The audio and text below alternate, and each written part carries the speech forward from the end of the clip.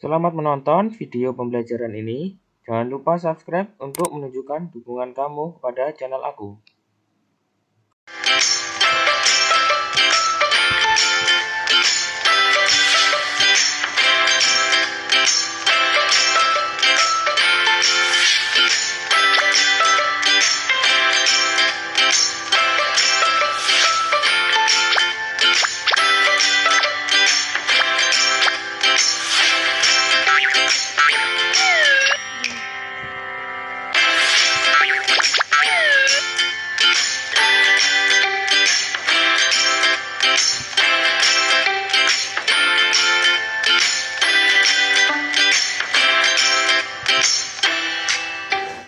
Hai teman-teman, salam sehat dan ceria.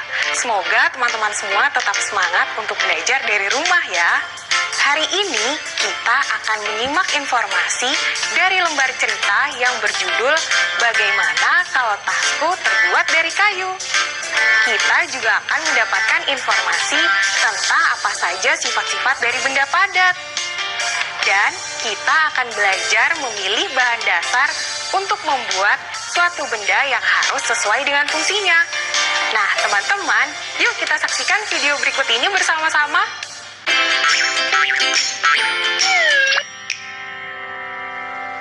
Halo, selamat pagi adik-adik. Selamat pagi teman-teman. Seperti yang aku katakan kemarin ya, hari ini kita belajar lagi ya bersama aku, Nisa, dan Kak Adi. Benar adik-adik, hari ini kita akan belajar tentang bahan dasar benda padat dan sifat-sifatnya tentunya. Ayah bunda yang baik, tolong ditemani ya adik-adik kelas 2 selama belajar ya. Ayo kita mulai pelajarannya Kak Adi. Ayo Nisa, tapi tunggu dulu. Sebelum memulai, seperti biasa kita berdoa dulu ya, supaya apa yang kita pelajari hari ini berguna bagi kita. Ayo berdoa teman-teman.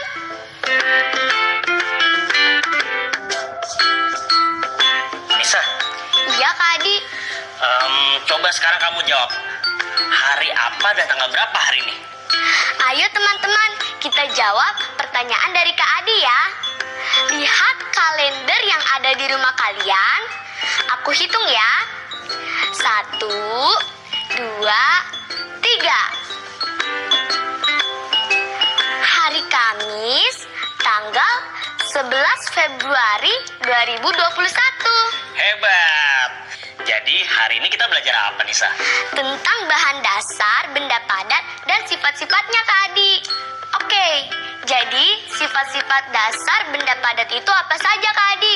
Nah, bahan dasar benda padat memiliki sifat yang berbeda-beda. Ada yang berat, ada yang ringan, ada yang halus, ada yang kasar, dan lain-lain. Oh, seperti misalnya meja ini ya. Meja adalah benda padat. Bahan dasar meja adalah kayu. Sifat kayu adalah berat. Tepat sekali, pinter kamu Nisa. Nah, sekarang adik-adik coba ya cari satu benda padat yang ada di sekitar kalian. Terbuat dari bahan dasar apakah benda itu? Apa sifat yang dimiliki oleh bahan dasarnya? Dan apakah berat, ringan, halus, atau kasar?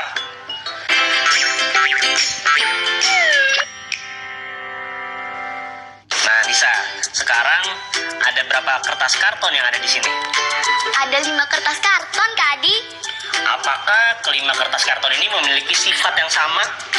Tidak Kak Adi. Kertas karton ini tidak memiliki sifat yang sama. Ada yang tebal dan ada yang tipis. Lalu, ada sifat apa lagi? Lalu ada sifatnya yang ringan Kak Adi. Betul kan Kak Adi? Betul, Nisa. Wah, di bawah kertas karton ini ada balima yang akan kita bacakan teman-teman. Aku hitung ya. Baca yang keras ya teman-teman. 1, 2, 3. Pergi. Tidak. Mana? Naik. Jika. Hebat. Coba baca sekali lagi dengan lebih bersemangat, Nisa. Pergi. Tidak.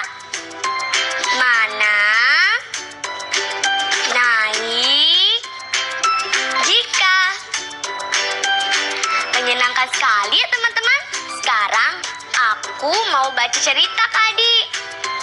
Ayo, kursi baca yuk. Ayo teman-teman.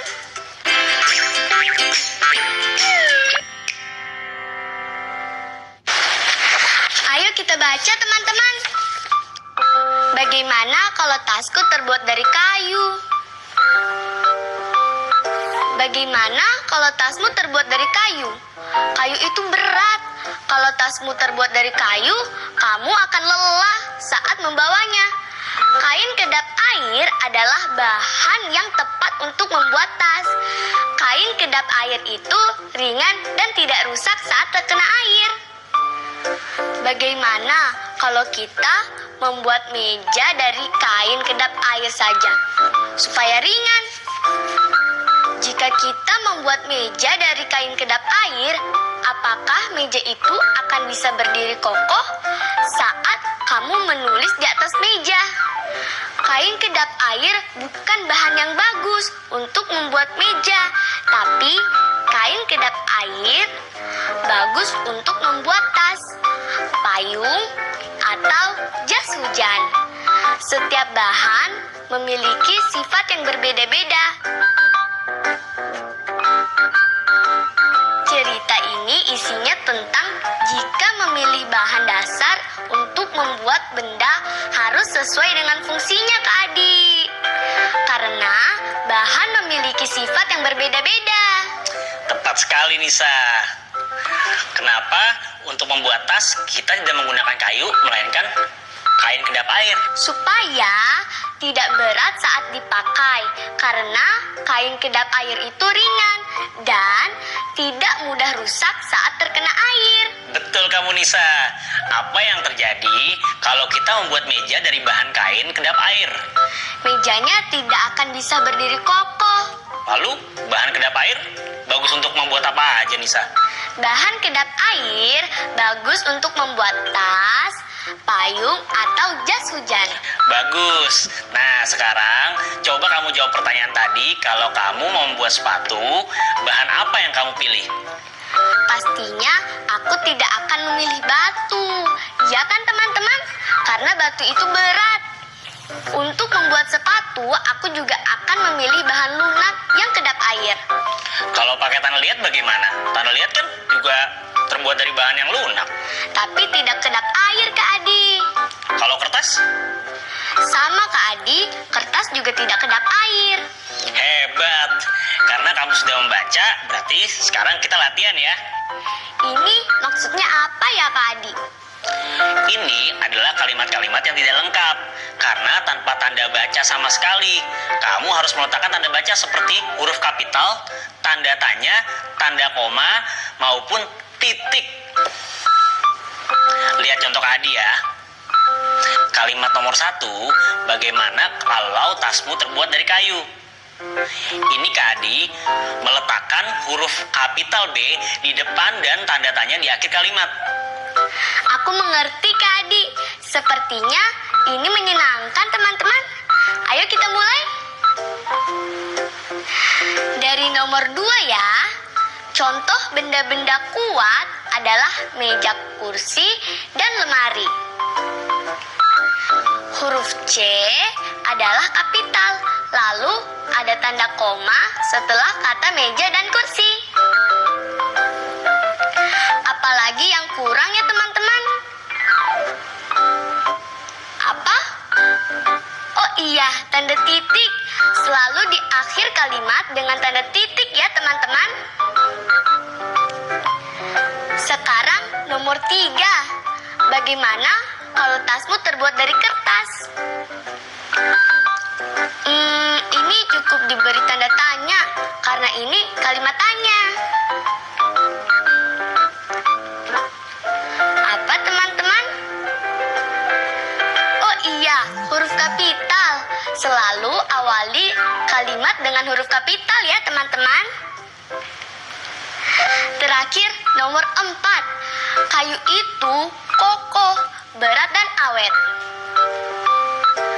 Kapital di awal kalimat, kemudian tanda koma setelah kata berat dan kokoh, lalu tanda titik di akhir kalimat. Aku sudah benar kan teman-teman? Iya, kamu benar Nisa. Hore!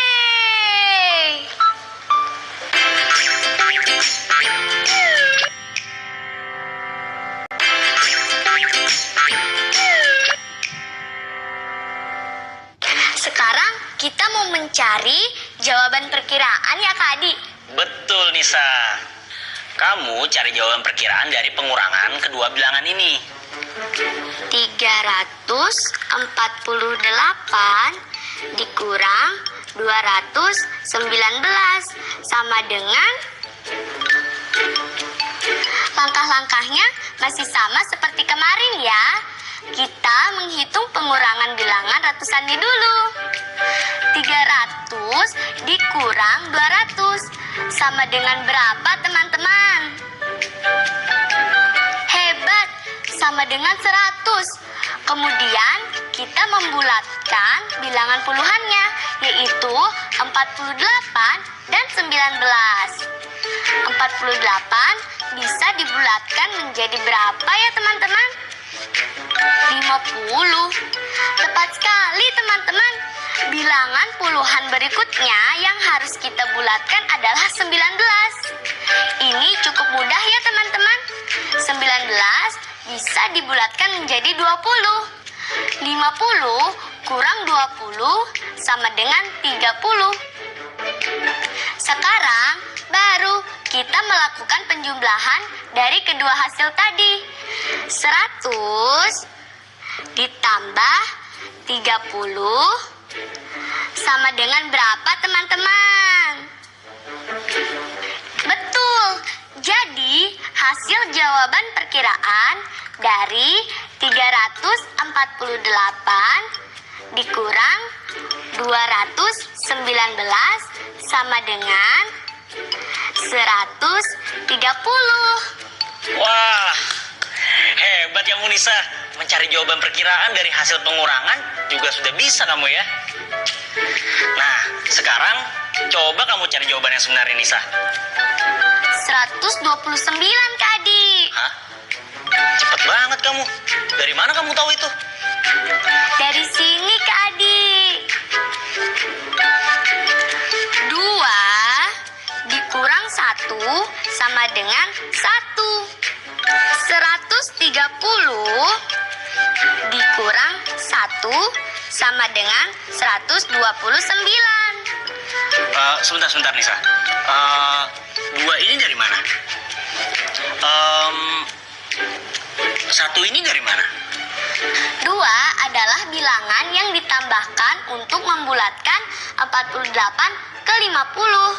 1 adalah bilangan yang ditambahkan untuk membulatkan 19 ke 20. Jawaban perkiraan dikurangi hasil pengurangan dari 2 bilangan tambahan ini. Hasilnya adalah jawaban sebenarnya. Wah, luar biasa kamu Nisa. Kak Adi baru tahu loh cara ini. Berarti besok gantian ya, kamu yang ngajari Kak Adi. Teman-teman, Kak Adi ini hanya merendah loh. Kak Adi sebenarnya sudah tahu cara ini.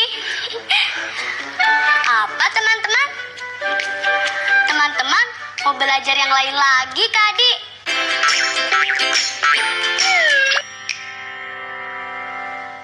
Nah, baiklah adik-adik.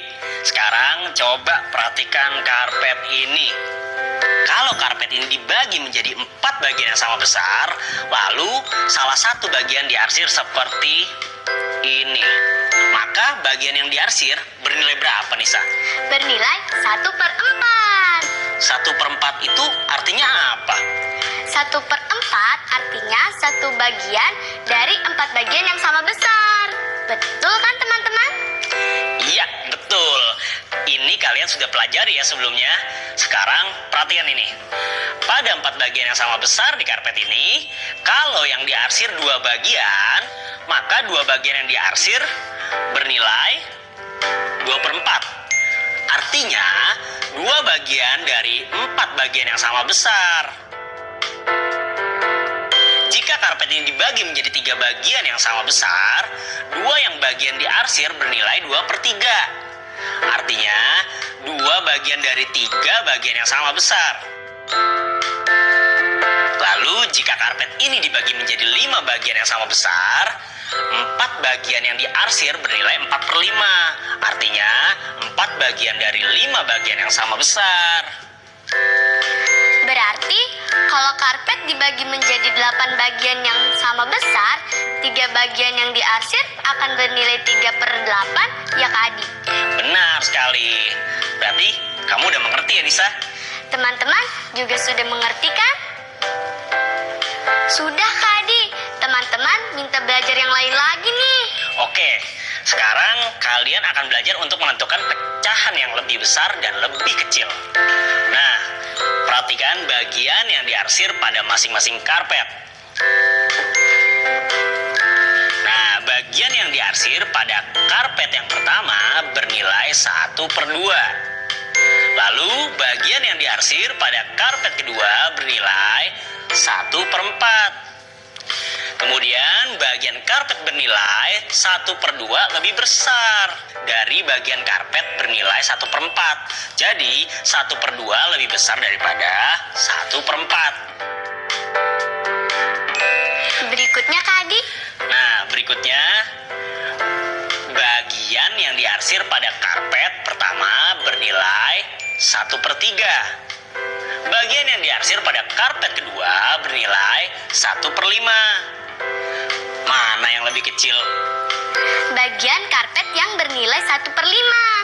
Betul sekali. Siap latihannya, Nisa? Siap Kak Adi. Kalian siap juga kan teman-teman?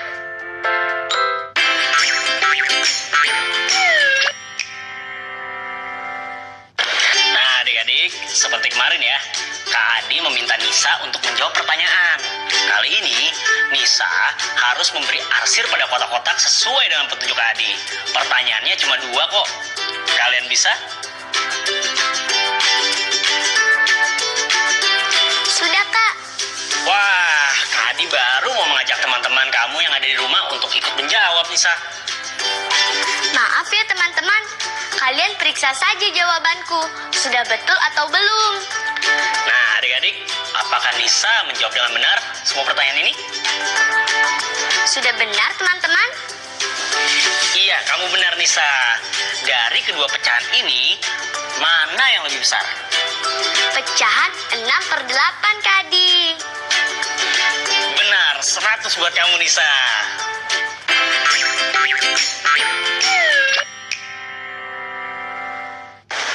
Halo teman-teman, selamat pagi. Menyenangkan ya belajar bersama Nisa dan Kak Adi. Pastinya kalian sudah belajar banyak kan hari ini? Wah, bagus. Lihat ini teman-teman. Bagus-bagus semuanya kan? Tas ini aku lukis pada hari Senin.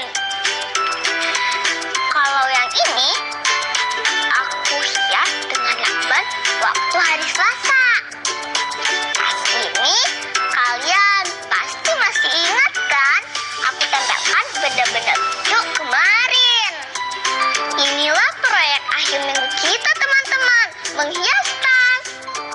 Ada 4 cara untuk menghias tas kalian. Sudah aku ulangi 3 kali ya. Apa saja caranya? Kalian juga sudah melihat hasilnya kan? Hari ini aku mau mendekorasikan tas dengan kancing. Bahannya tentu saja kancing-kancing aneka warna. Jangan lupa lem yang kuat juga ya, supaya kancing-kancing yang dipasang tidak mudah lepas. Karena besok libur, artinya akhir pekan kita lebih panjang teman-teman. Kalian juga punya waktu lebih banyak untuk menghias tas. Dihias yang bagus ya teman-teman. Sampai jumpa lagi. Dah.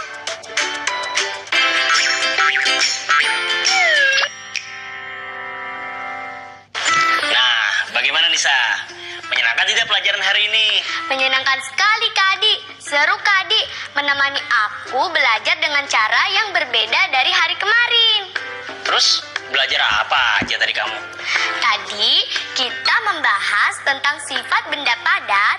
Ada yang kasar, halus, berat, ringan, kasar, lembut, dan sebagainya. Kamu juga baca cerita kan tadi? Iya Kak, ceritanya berjudul Bagaimana Kalau Tasku Terbuat Dari Kayu. Lalu aku juga membaca 5 kata yang ada di balik kertas karton dan memberi tanda baca pada kalimat, membuat jawaban perkiraan dari soal pengurangan, dan belajar tentang pecahan juga. Terima kasih ya Kak Adi, sudah temani aku belajar kemarin dan hari ini. Sama-sama Nisa. Semoga pelajaran hari ini berguna buat kamu ya. Besok kita libur teman-teman. Libur! Akhir pekan kita akan lebih lama nih. Aku juga mau membuat proyek akhir minggu seperti Ana menghias tas. Nah, adik-adik, Senin depan acara ini akan kembali menemani kalian semua belajar dari rumah. Jadi, jangan lewatkan ya. Betul teman-teman, saksikan terus ya. Sampai jumpa ya adik-adik. Sampai jumpa teman-teman. Bye. Nah, teman-teman di rumah, sampai jumpa di cerita dan pelajaran berikutnya ya. Jangan lupa gunakan selalu masker, mencuci tangan dengan sabun, menjaga jarak, dan tetap di rumah saja.